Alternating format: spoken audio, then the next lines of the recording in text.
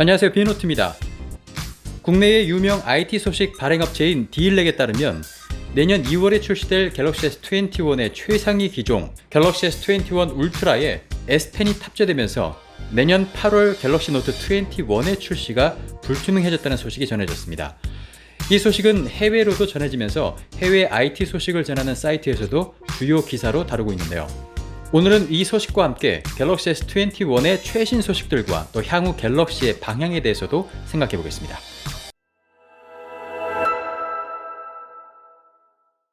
삼성 갤럭시는 원래 상반기에는 갤럭시 S 시리즈를 또 하반기에는 노트 시리즈를 출시함으로써 매년 2개의 플래그십 기기를 통해서 안드로이드 시장을 주도하고 있었죠. 최고의 사양을 전면에 내세운 갤럭시 S 시리즈를 출시하고 6개월 뒤에 S 시리즈보다 더 큰 화면과 S펜을 장착한 노트 시리즈가 출시되는 모양새였습니다. 당연히 가격도 노트 시리즈가 더 비쌌죠.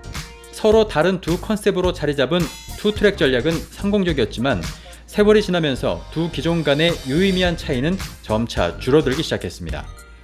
2010년 4인치의 화면 크기로 시작한 갤럭시 S 시리즈는 4.3인치의 S2, 4.8인치의 S3를 지나서 6.7인치의 S10 플러스, 6.9인치의 갤럭시 S20 울트라까지 오게 됐고, 갤럭시 노트는 2011년 당시로서는 어마어마한 크기였던 5.3인치를 시작으로 5.7인치의 노트 3, 6.4인치의 노트 9, 6.8인치의 노트 10 플러스, 6.9인치의 노트 20 울트라까지 오게 됐습니다.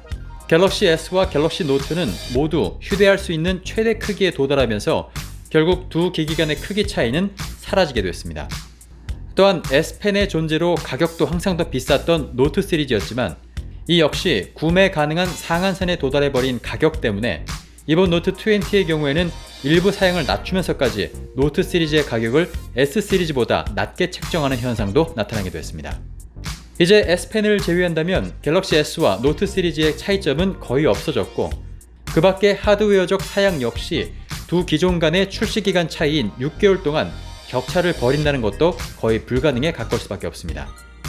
더욱이 이제는 갤럭시 S와 노트 시리즈 말고도 갤럭시 Z 플립과 Z 폴드까지 출시되면서 1년에 총 4개의 플래그십 기기를 선보여야 한다는 것도 삼성 입장에서는 쉽지 않은 일임에는 분명해 보입니다.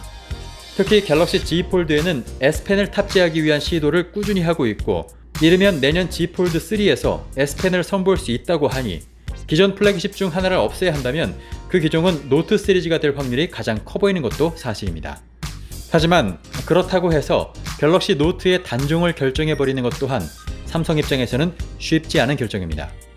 10여 년간 이어져온 투 트랙 전략 때문에 S 시리즈와 노트 시리즈의 고정 수요층이 어느 정도 나눠져 있다는 것은 사실이고, 이 두 수요층을 펜이 포함된 갤럭시 S 시리즈로 모두 포용할 수 있을지도 불확실한 상황입니다.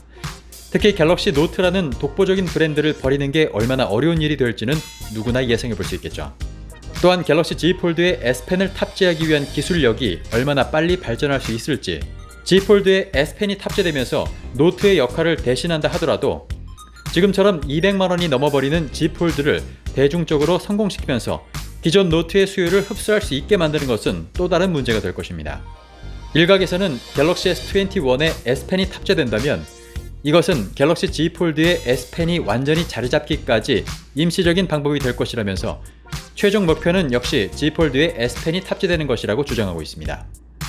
갤럭시 노트의 입지가 점점 좁아지고 있는 것은 사실이지만 이렇게 노트를 대체할 만한 대체제 역시 아직은 확실하지 않은 만큼 삼성의 결정을 앞으로 지켜볼 수밖에 없게 됐습니다.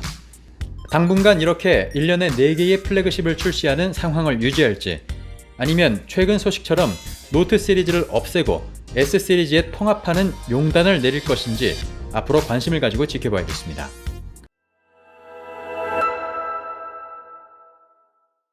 한편 갤럭시 S21은 갤럭시 언바운드라는 코드네임으로 개발 중입니다. 이번 4분기에는 부품 생산이 시작돼야 되는 만큼 현 시점에는 큰 설계가 대부분 결정됐을 것이라는 분위기입니다. 내년 S21도 역시 3개의 모델을 준비 중이라고 하는데요. 편의상 S21과 S21 플러스, S21 울트라라고 부르겠습니다. 갤럭시 S21에는 S20 때보다 더 큰 배터리가 들어간다는 소식입니다. 유출된 배터리 정보는 갤럭시 S21 플러스에 들어가는 배터리로 전격 용량은 4660mAh, 그러니까 일반적으로 이야기하는 4800mAh의 배터리로 밝혀졌습니다.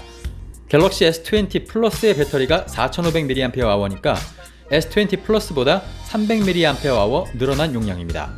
S20는 4000, S20 플러스는 4500, S20 울트라가 5000mAh의 배터리였으니까 자연스럽게 S21의 세 가지 모델의 배터리 용량은 전작보다 늘어날 것임을 예측해 볼 수 있습니다. 다만 S21 울트라에 S펜이 탑재된다면 S펜 수납 공간 때문에 S21 울트라의 배터리 용량은 늘어나지 않거나 더 작아질 수 있는 가능성도 열려 있습니다. 또한 갤럭시 S20에는 있었지만 노트 20에서는 빼버린 거리 센서죠. TOF 센서를 역시 갤럭시 S21에도 탑재하지 않는다는 소식입니다. TOF 센서의 활용 가치가 떨어진다는 삼성의 판단은 당분간 이어질 전망입니다. S20부터 시작된 삼성의 카메라 고화소 정책에 제동이 걸린 모양입니다.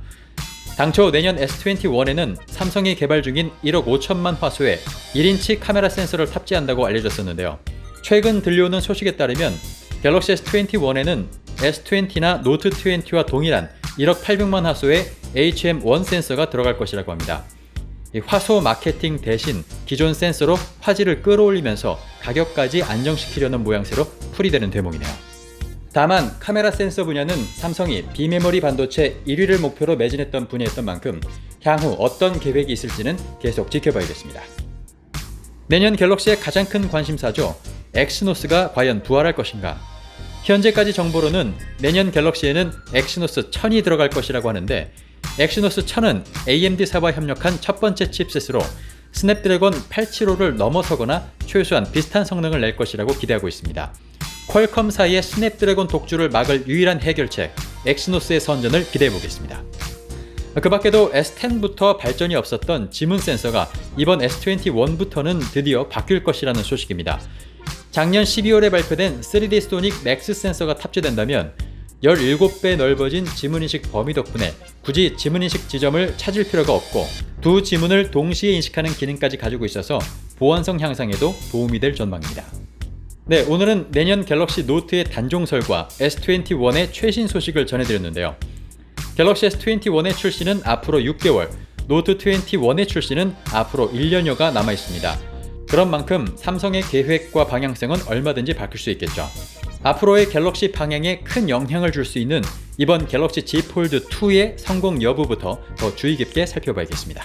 네, 그럼 저는 다음에 더 많은 소식을 가지고 찾아오겠습니다. 커산 비노트였습니다.